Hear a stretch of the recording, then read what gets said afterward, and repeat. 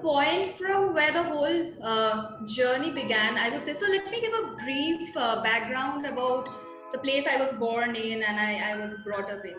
So it's a very small town called Ichhapur. Nobody would have heard of it much. It's in West Bengal, and it's like 30 kilometers away from the main city of Calcutta.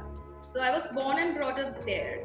And the thing was, I grew up in a quintessential Bengali joint family where we anyways had this practice of staying in touch with arts. So learning dancing, singing, and reading books and painting and everything. So although as a kid, I was passionate about science, and I somehow knew that my career would be in engineering or technology. But still, I somehow never lost being in touch with books or literature or arts. So that was when since my childhood itself, like I started reading books, and my maternal grandparents and my parents. So these were the people who actually started letting me get exposed to different kinds of literature, books, and everything. So it was a big house, and you have like garden, and you have a lawn, you have a big pond. So I used to be often lost in a lot of imagination. So I used to imagine what if the pond underneath that, what if there is a whole different mysterious world altogether that we don't know of, or somehow I would play around on my own completely, and I would be lost in my thoughts, and then I would start imagining a lot of stories that way. I had like two pairs of grandparents living with me. I had my father's uncle and aunt, so that is one pair of grandparents. I had my father's parents. I had my father's grandmother who lived with us, and she passed away when I think I was like 10 or 11 years old. So I have a very fresh memory of that lady as well, and she was very, very old, and she was like still very active and rigid, and everybody used to listen to her. Every weekend during my high school years, every weekend I would go to a coaching center because I was preparing for engineering entrances, IIT, JEE, and other exams back then. So the coaching institute that I got enrolled in, so it used to take easily 2 hours one-way journey, and by train. So I used to change 2 trains and go to the coaching institute. And then once you reach there, you are actually surrounded by students from like the best schools of Calcutta. So who would be, then you get that exposure and you see like how it is. And then I would come back. So by the time I would come back home, it would be almost like late night. And then next day again, I would go to the coaching institute. So it was a very fast and happening life, I would say, because I would barely get, any leisure time during the weekend to actually think about anything else. And this I'm talking about only high school years. And before that also, like my weekends used to be occupied in dance and music classes. So in every Bengali family, there is a lot of emphasis on dancing and singing. So that used to be there. So we used to have a lot of dance classes and music classes and even painting classes. So I was very occupied with all these things. And because of that, so I got this inclination towards arts. And today, it's like there was a time towards the beginning of my engineering years and towards high school when I was busy with coaching institute, when I lost touch with all these things, the dancing, singing, and everything. So once I was in engineering, and in engineering we usually make time for all these things. So I think I spent a lot more time in the dance rooms practicing and choreographing dances with my batchmates than in actually chemical engineering classes. There is a very specific identity of myself as a person who is so much into dancing, who loves to dance and who loves to sing. So I did open, and it's a very dormant YouTube channel, but then I started putting up all my choreography and all my vocal song covers in the YouTube channel. And it's not something that I intend to say monetize, or I want to go viral and I want to make it very big. But end of the day, like after a very hectic day of work, or probably on a weekend when I do have some leisure time to myself, the satisfaction that I get when I say complete a choreography of a dance, or when I finally nail that song that I wanted to pick up for a long time and I finally record it, and I finally like my own recording. That's a big thing, because we usually don't like our own recorded voices. When I finally get that happiness, that's something that gives me meaning to my own life. And that's when I feel relieved. I mean, I'm like, I can be back just like that, and I can bounce back with energy. So I think that's me. And I think all these combined experiences as a child, all these going to classes and staying busy and like struggling to get out of where I am, and trying to go out, reach out to the bigger world. So all these in a combined way, they actually shaped me into who I am. I think this is something which is very relevant to most of the women, if not all. And we are not just talking about India over here. I think globally, every woman can relate with that. So yeah, the thing is, like as I was talking about those times when I used to say travel 2 hours by public transport for my coaching institute. So every time, like I'm traveling, I'm out there, I would be very conscious for obvious reasons, and I would always try to ensure, like, yeah. So that was a very challenging time, I would say, because on one part of my brain, and I think as a woman, I feel there is double challenge over here, because just compare another student, say a boy of my age, of studying in class 11 or 12, and we both were supposed to say complete one sheet of physics exercise, probable questions for IIT JEE, which is going to come next year. And we were supposed to solve that, and we were supposed to go to the coaching institute next day and then either like resolve our doubts or compare our answers and things like that. Now just imagine there's a boy who's also going from that small town, traveling by 2 train. There were a lot of other students like me who had that willpower and who were zealous enough to take that step and struggle all the way from different suburban places, suburban small towns, and actually go to those kind of coaching institutes. Now a boy who is going, he would have worries like, okay, whether the sheet that I solved, whether my answers are correct or not, whether the time in which and there are so many factors, like whether the time in which I solved all the questions, whether that's good enough for cracking IIT or cracking IIEEE or not. And let me go, like there are 2 questions which I could not solve. So let me see where I stand, if others could solve it, or I'll talk to, so let me reach a little bit early to the coaching center so that I can talk to the physics teacher and get those doubts resolved. Now take a girl compared to that. So as a girl, I would have all these questions, all these concerns in my mind. Okay, which questions I couldn't solve, could others solve it, where do I stand in class regarding like in terms of percentages of questions that I have covered. Let me see if the time in which I could solve these questions was good enough or not. What was the next question, was the next chapter that's going to start today, did I do enough pre-read or not. Along with all these concerns, I would also have the concern, okay, if I've covered myself enough, because the street used to be really, really crowded. So the part of, and that was a like very busy major railway station through which I would just walk. So while going to the coaching institute, I had to get down from the local train, and I had to go like subway, and then I would take a metro all the way. And after getting down from the metro, I would usually walk up to the coaching class.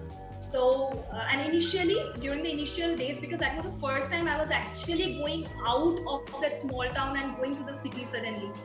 So I think as a woman, I empathize with all girls who are at that stage, who are like in that growing stage where they not only have to plan for their career, but they also have to keep all these things in mind. So these things probably now, those kind of areas, they have developed a little bit. So there are coaching centers for which girls probably wouldn't have to travel so far. Probably they would have to just travel by a rickshaw and they would reach a coaching center. But I think somehow these are the kinds of struggles which are still there. At least in India, it's still there.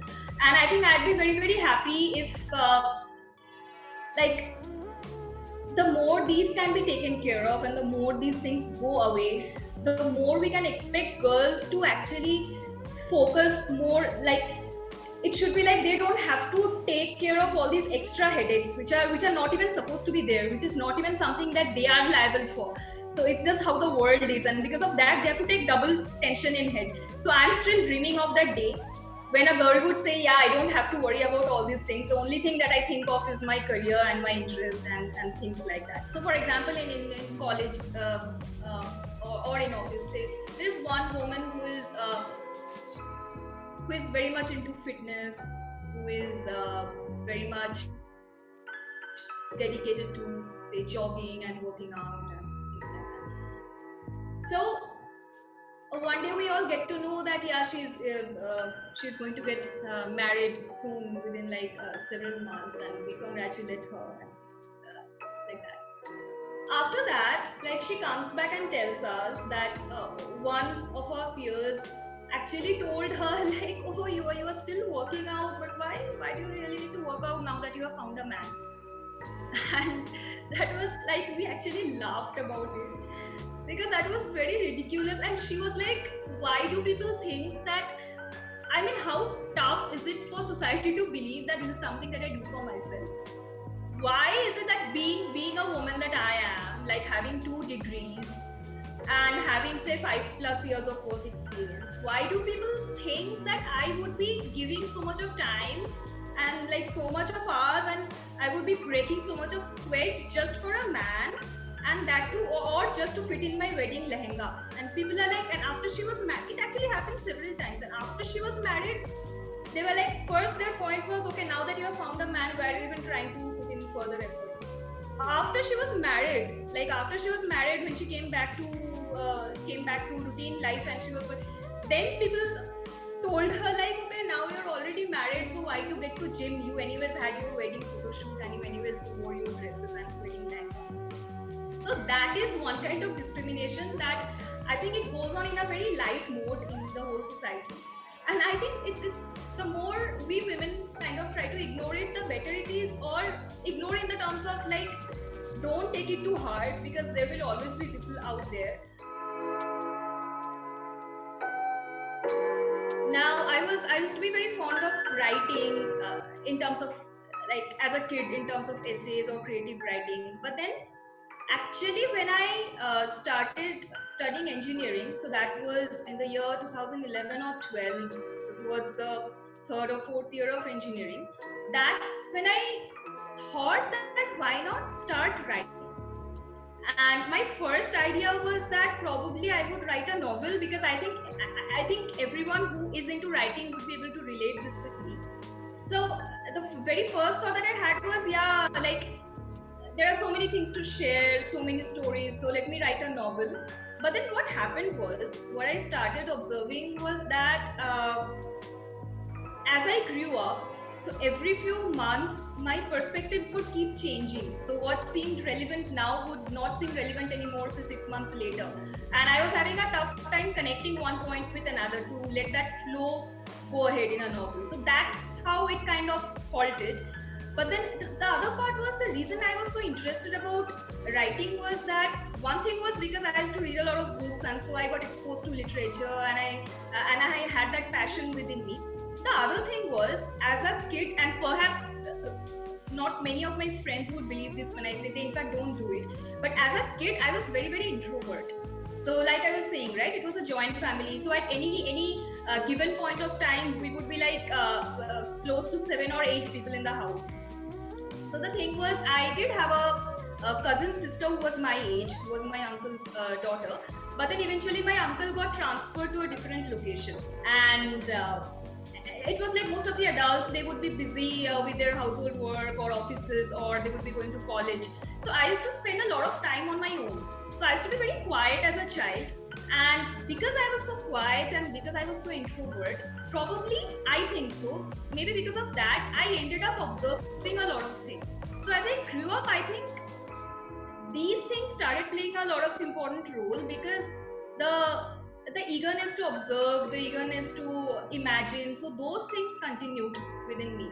And somehow I realized that maybe, because now that I'm saying, I'm feeling, maybe because I used to live with so many people. I think one tip for younger girls who could be facing any type of issue when they are commuting or when they are traveling out there could be, just don't be afraid, just look straight in the eyes of the person who is doing something wrong, and just raise your voice.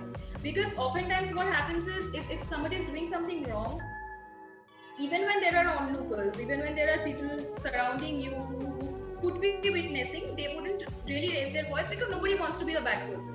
Nobody. And another thing is that probably somebody who is doing something wrong or some wrong gesture or wrong comment or something like that. Probably otherwise it's that person is having a genteel facade in the society. Probably otherwise he is known to be a gentleman. So nobody would want to ruin their social relation or social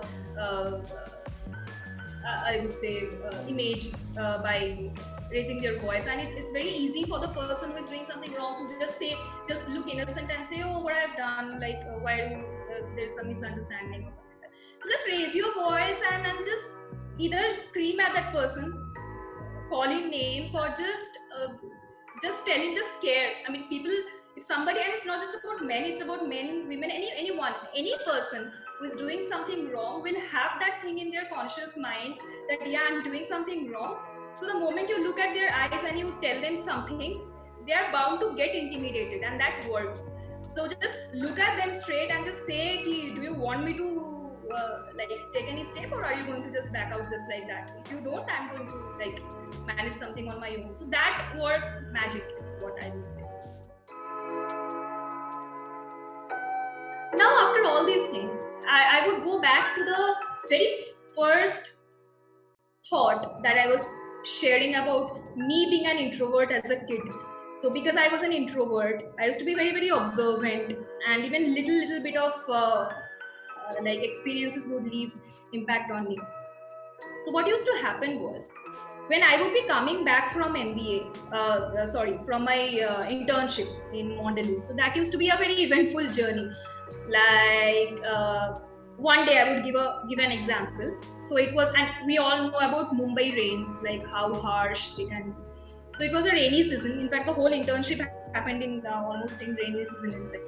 So I leave office as fast as possible so that I could get to the other station, and then from there I took a train. And it was a very, very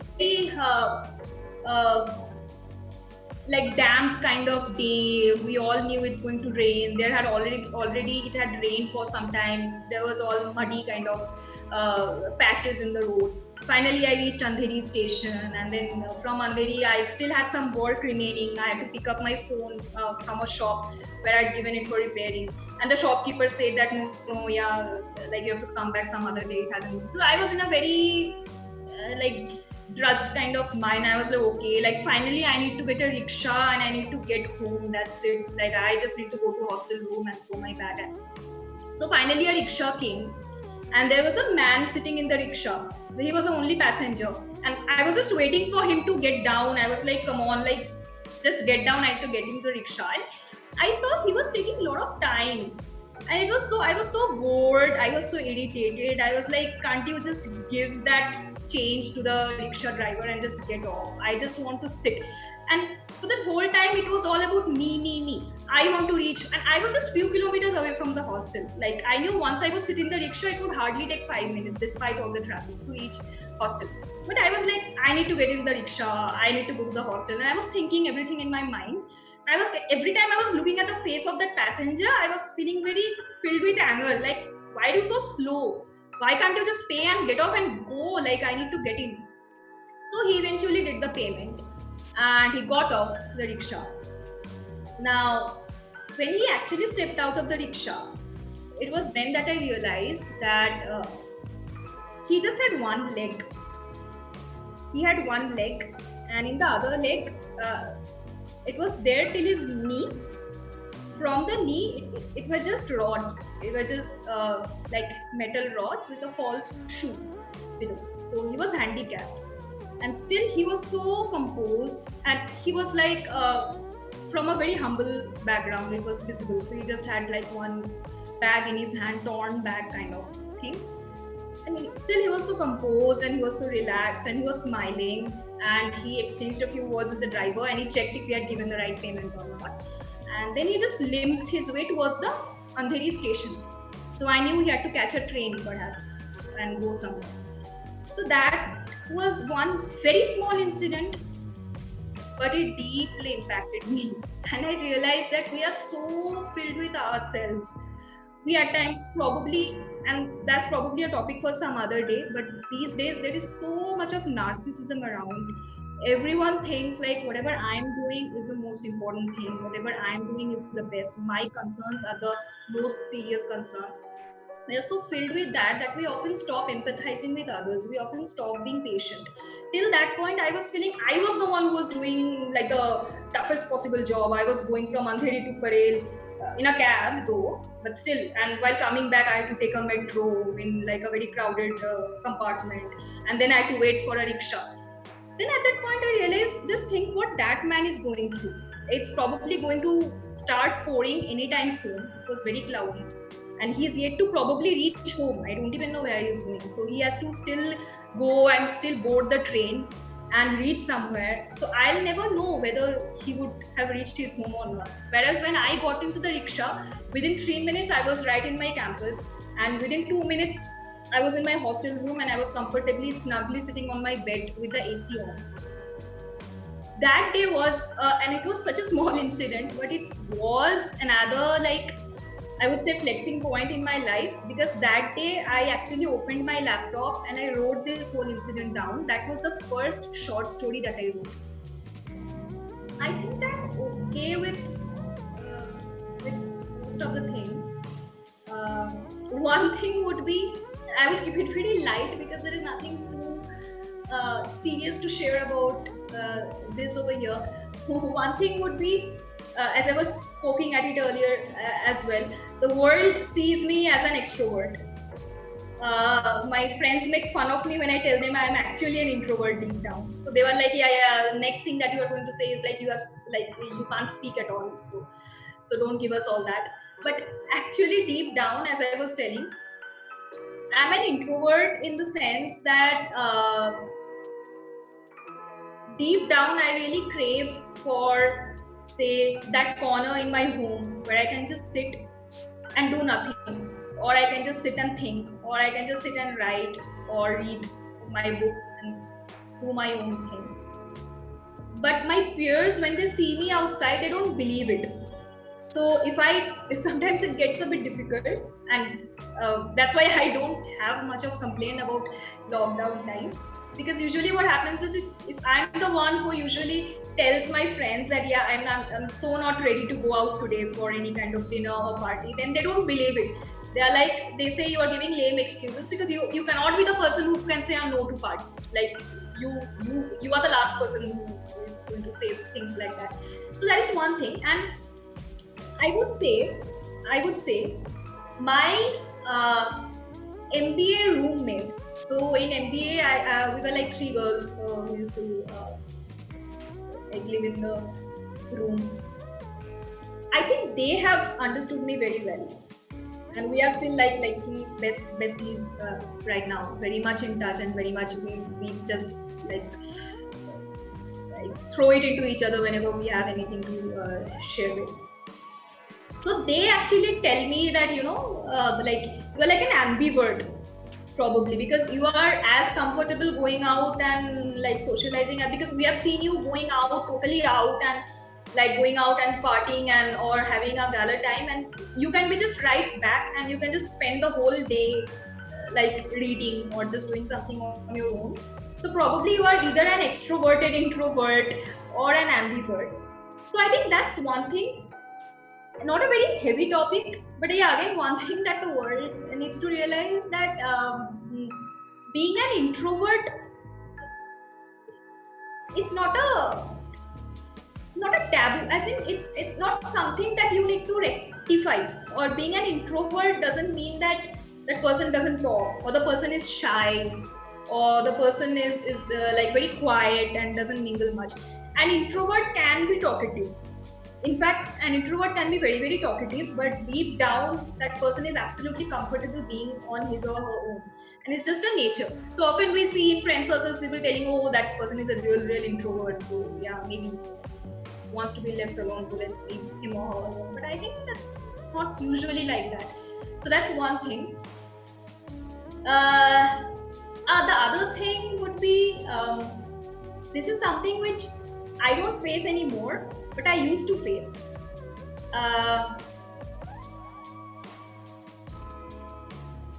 So like I used to get this, I heard it from several of my friends, that the initial impression was that, and this happened long back, 10 years back, like mostly in engineering or just after engineering when I joined work. So I heard it from my engineering friends as well as like people, colleagues in my work, who eventually became very good friends of mine.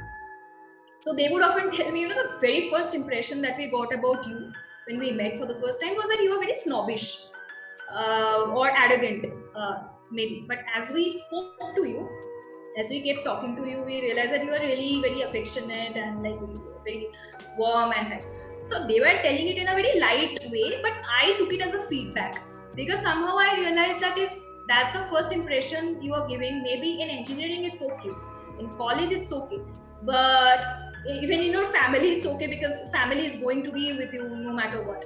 But eventually in corporate life or in professional world, any way, in your own kind of, you're trying to develop and expand your own business, or you're trying to grow in your career, this is probably something that you should work about. If people are telling you that, that's the kind of thing that we really need to eradicate, because if that is not, if that, once that part is in place, the other things you can still handle. You can still afford to tell people to sit home without them worrying about losing their job. You can still ask people to stay home and let their expenses being taken care of. But if there is poverty, if it is hunger that's driving people to go to work and go out, then we can't do much about it. So that's one thing I really want the world to change.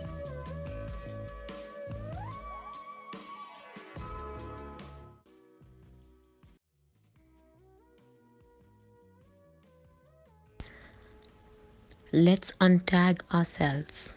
Let's untag each other, as we all share the same light.